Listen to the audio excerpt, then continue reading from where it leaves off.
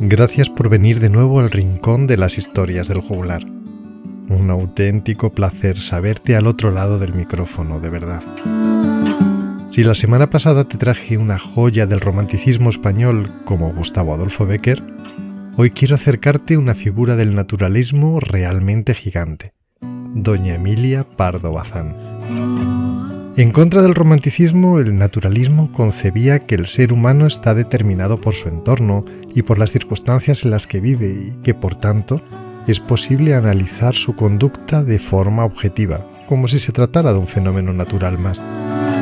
Se caracteriza por su afán en mostrar la realidad de forma objetiva y científica, y en ello, nuestra autora fue una de las más destacadas del movimiento en España. Nacida en A Coruña, Galicia, en 1851, Emilia Pardo Bazán fue una grandísima escritora y ensayista española, sí, pero además es una figura esencial en el nacimiento del feminismo en España. Su defensa de la igualdad de géneros partía de la necesidad de que las mujeres tuvieran acceso a la educación y a las mismas oportunidades que los hombres. En obras como Los Pazos de Ulloa, describe con detalle la crudeza de la vida rural de la época, mostrando la realidad social y económica de los personajes sin maquillaje.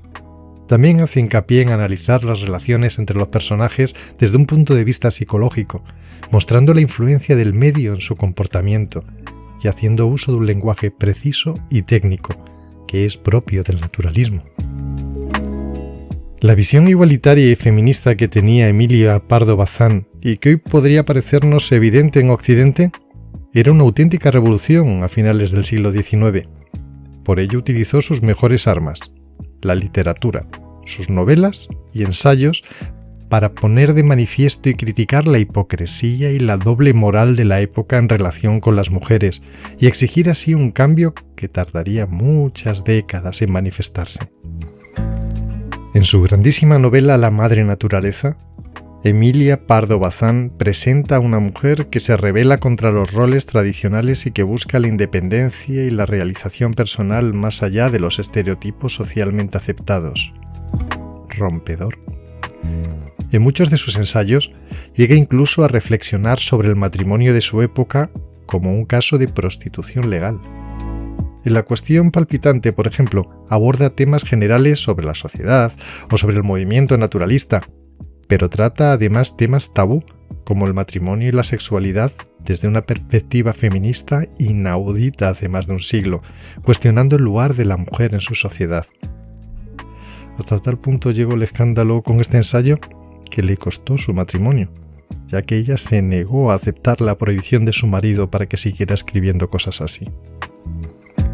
Fallecida en Madrid en 1921, la sociedad y las letras españolas ya no volverían a ser las mismas tras su paso por ellas. Gracias, doña Emilia, gracias. Además de los ensayos y de las grandes novelas como Los Pazos de Ulloa, La Madre Naturaleza, Insolación y un larguísimo etcétera, que influenciaría grandemente en posteriores figuras como Blasco Ibáñez, doña Emilia escribió teatro, hizo poesía, publicó libros de viajes, hizo periodismo y, gracias a Dios, relatos cortos.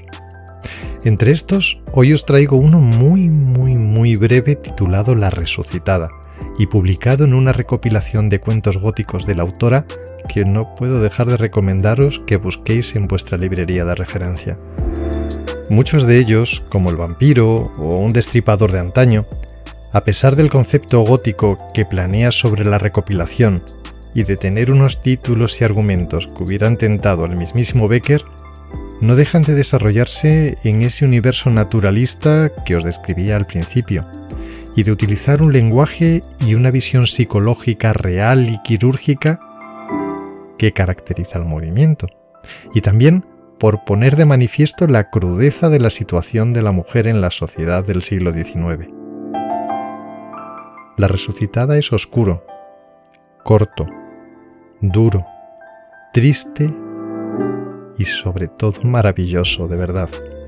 Y si no me crees, bueno, ponte los cascos, sube el volumen y deja que sea ella misma quien te lo cuente.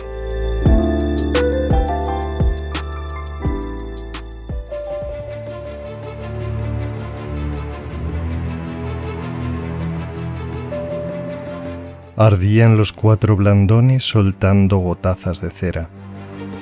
Un murciélago, descolgándose de la bóveda, empezaba a describir torpes curvas en el aire. Una forma negruzca, breve, se deslizó al ras de las losas y trepó con sombría cautela por un pliegue del paño mortuorio. En el mismo instante, abrió los ojos Dorotea de Guevara, yacente en el túmulo. Bien sabía que no estaba muerta, pero un velo de plomo, un candado de bronce le impedía ver y hablar.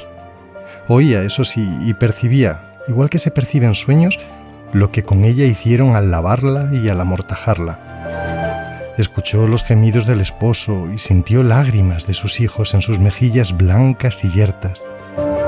Y ahora, en la soledad de la iglesia cerrada, recobraba el sentido y la sobrecogía mayor espanto. No era pesadilla, sino realidad. Allí, en el féretro, allí los cirios, y ella misma envuelta en el blanco sudario. Al pecho, el escapulario de la Merced.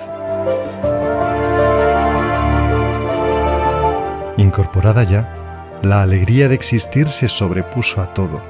Vivía. Qué bueno es vivir, revivir, no caer en el pozo oscuro.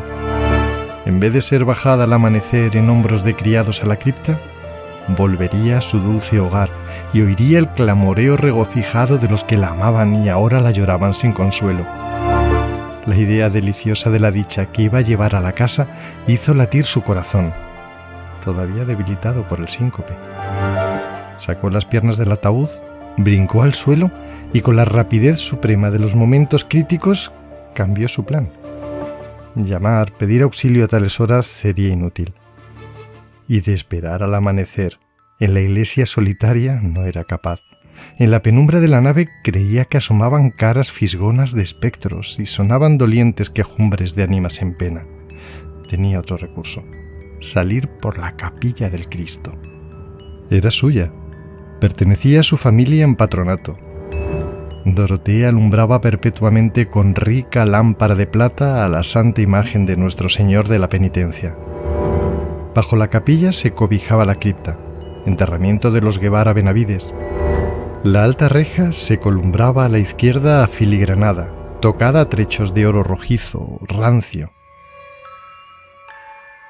Dorotea elevó desde su alma una deprecación fervorosa al Cristo. Señor, que encontrase puestas las llaves, y las palpó. Allí colgaban las 3, el manojo, la de la propia verja, la de la cripta a la cual se descendía por un caracol dentro del muro, y la tercera llave que abría la portezuela oculta entre las tallas del retablo y daba a estrecha calleja, donde erguía su fachada infanzona el caserón de Guevara, flanqueado de torreones. Por la puerta excusada entraban los Guevara a oír misa en su capilla sin cruzar la nave. Dorotea abrió, empujó. Estaba fuera de la iglesia. Estaba libre. 10 pasos hasta su morada. El palacio se alzaba silencioso, grave, como un enigma. Dorotea cogió el aldabón trémula, cual si fuese una mendigua que pide hospitalidad en una hora de desamparo. ¿Esta casa es mi casa en efecto?, pensó al secundar el aldabonazo firme.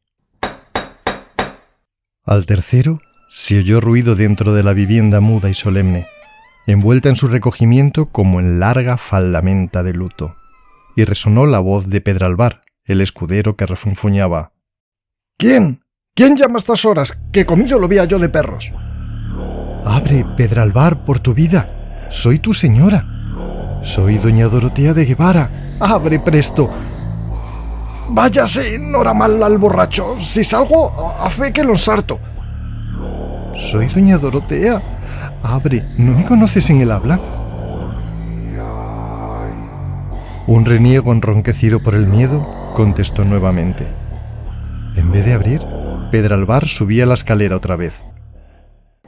La resucitada pegó 2 aldabonazos más. La austera casa pareció reanimarse.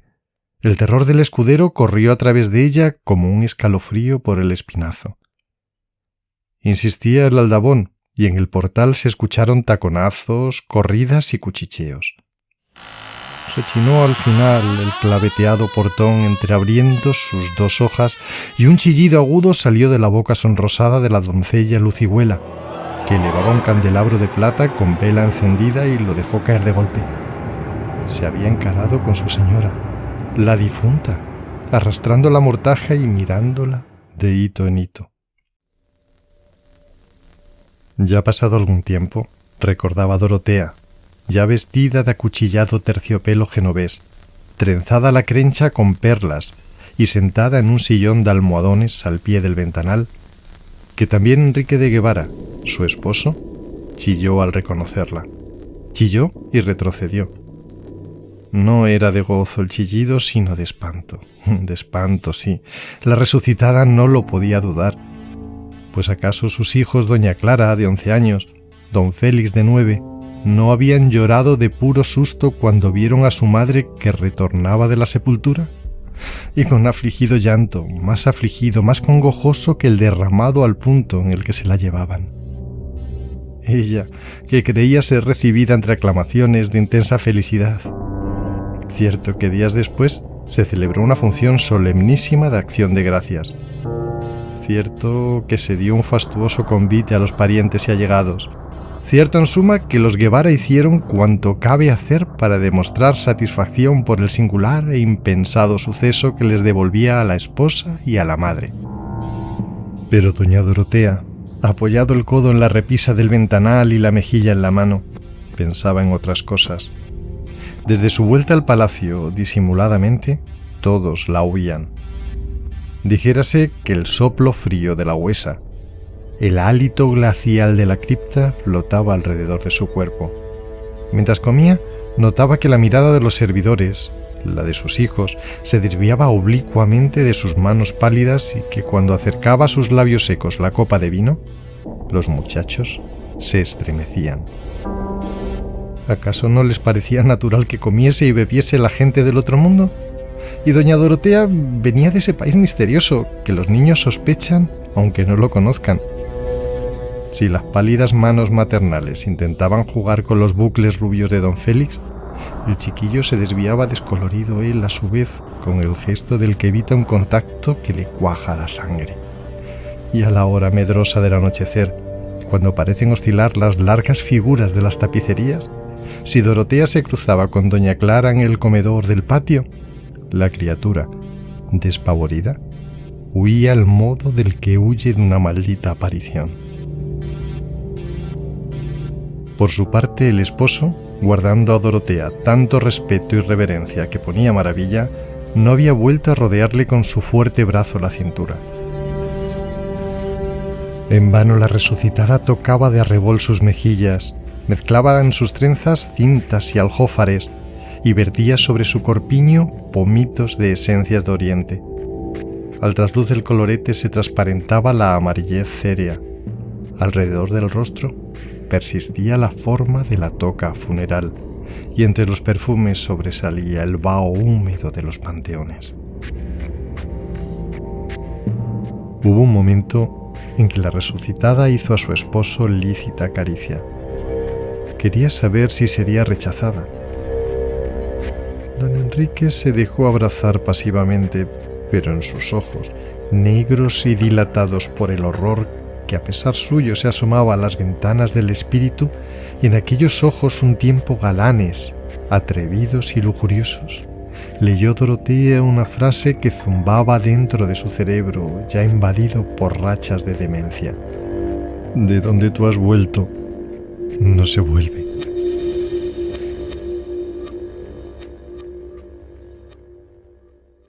Y tomó bien sus precauciones.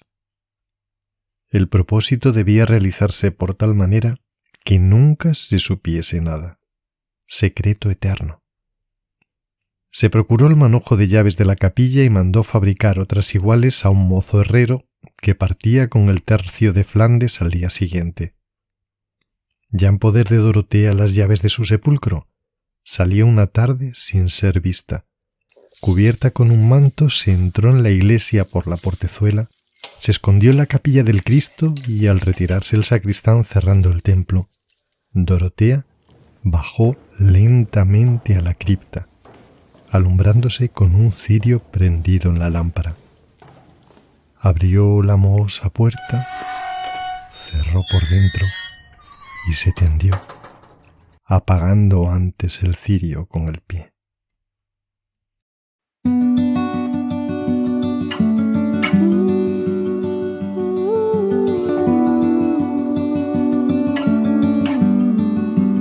Y hasta aquí La Resucitada.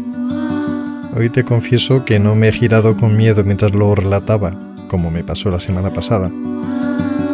Pero hoy la sensación con la que me quedo es aún más intensa. Una sensación de pena y de pellizco en el corazón que creo que va a tardar un rato en desaparecer, en serio. ¿Vendrás la próxima semana a escuchar otro relato en el rincón de las historias del juglar? Eso espero de corazón, yo ya cuento los días.